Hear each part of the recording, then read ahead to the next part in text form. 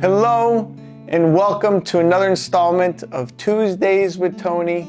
Today we're going to talk to you about Gerbers. Now you could also say Gerbera, Gerbera Daisy, or Gerbs, but I choose to say Gerbers. Now Gerbers first appeared on Earth in South Africa. They were discovered in a cave and brought back to Europe, and the first to cultivate them were the Dutch. Today, the majority of the Gerbers that you see in the United States come from the Andean mountains, basically Colombia and Ecuador. The ones that we have on display for you today are a combination of two different kinds of Gerbers. The ones that we have behind me are taller, and those are your typical Gerbers. They tend to be bigger in comparison to the ones we have in front of me. These are known as mini Gerbers. Mini Gerbers will have a little bit, they're smaller petals, and they'll have more petals that will surround the center of the bloom. So I want to talk to you about some of these beautiful varieties that we have for you today. The first variety I want to talk to you about is Choice. Choice is an apricot peach with a dark brown center.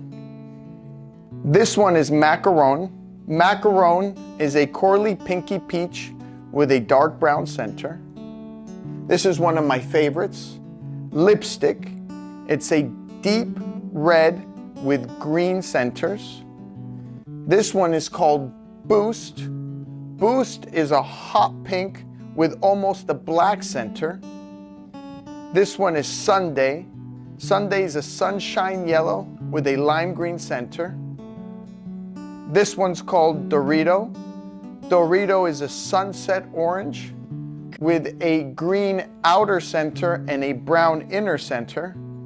And this one is Juna, a beautiful medium pink with a lime green center. Couple cool facts about Gerbers. Gerbers get their name from a very famous German botanist who also has the same last name. I'm not going to try to pronounce it because I'll butcher it. They are heliotropic.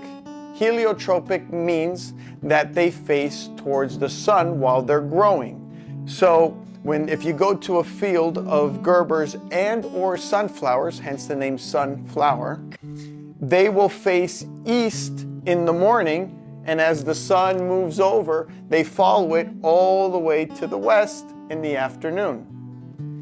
They also have the ability to absorb toxins and carbon monoxide and convert them into oxygen. So a lot of people put Gerbers in their bedrooms in order to have a better night's rest.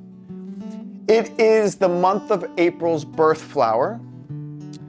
They come in as many colors as you can imagine, except for black and blue.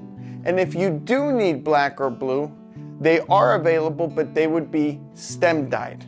They attract bees, and they also attract butterflies. So if you're looking to have a couple butterflies in your garden, just put out some Gerbers. So Gerbers they come packed in two different ways. So we don't like to sell Gerbers by the bunch unless they come packed that way, but the majority of the Gerbers that we buy come per tray. That means that they lay out the stems on the bottom of the box and then have some kind of way of strapping them down so they cannot move during transportation. Gerbers are very, very fragile. And what I tell all of our customers is to expect some casualties during transport. Some farms, especially the smaller Gerbs, like these mini Gerbs, will pack them in bunches of either 5 or 10 stems. They'll put a plastic straw on the stem, and then they'll put a net on the bloom. They'll take it, they'll wrap it up in a rubber band, and they'll put a plastic wrapper on the outside to protect it even more. Those we can sell by the bunch, but the majority come in trays. Once you receive them, just like every other flower, cut them in a 45-degree angle. But a cool fact about Gerbers is that you don't need to hydrate them in order for them to be at their best. Once you get them out of the box or once you take the net out, they just open up right away and they're ready to go. Even though they are super fragile, they can last up to 14 days in the vase if you're constantly cleaning the vase, changing the water, and giving them that extra snip.